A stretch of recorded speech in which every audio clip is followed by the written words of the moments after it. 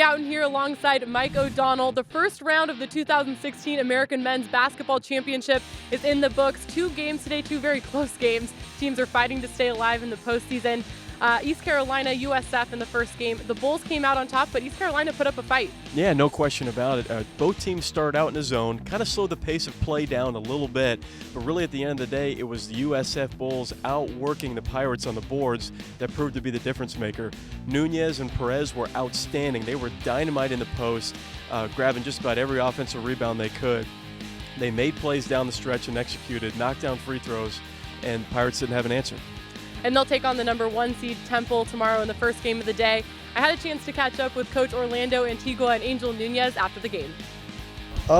Really play with energy, play with a sense of urgency, really listen to what the coaches want us to do defensively and take care of the ball while we execute offensively. Really, that's it.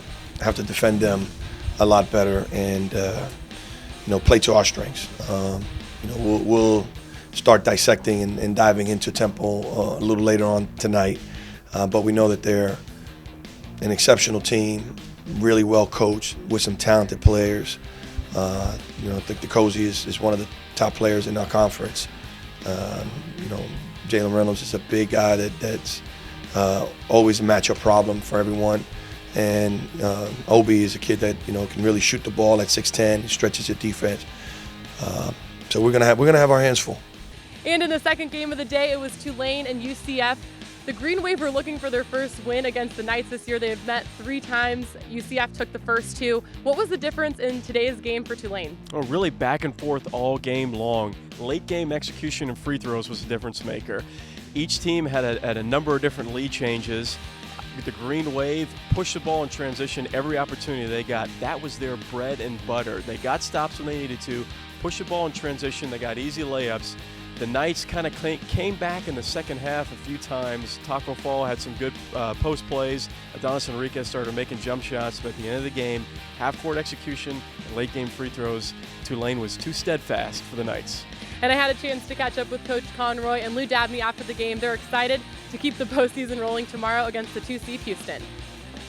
Just watch film, watch their last couple games, see what they did, what's changed about them. But overall, we just got to come out and outfight these guys like we just did UCF, and that's the bottom line.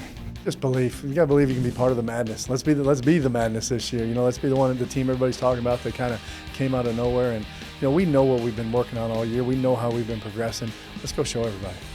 4 games on the slate tomorrow as the 1 seed Temple joins tournament play against the 9 seed USF at noon Eastern on ESPN2.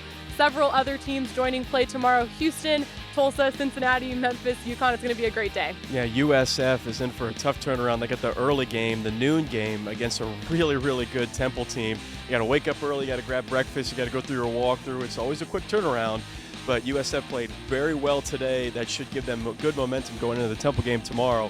The UConn-Cincinnati game is going to be an absolute war. I can't wait to watch tomorrow, and I hope you're going to tune in as well. It's going to be a battle. Yeah, I know everyone here is looking forward to it. We'll have highlights, and Mike will have analysis throughout the day on Twitter and on our website at theamerican.org. For Mike O'Donnell, I'm Haley Outen.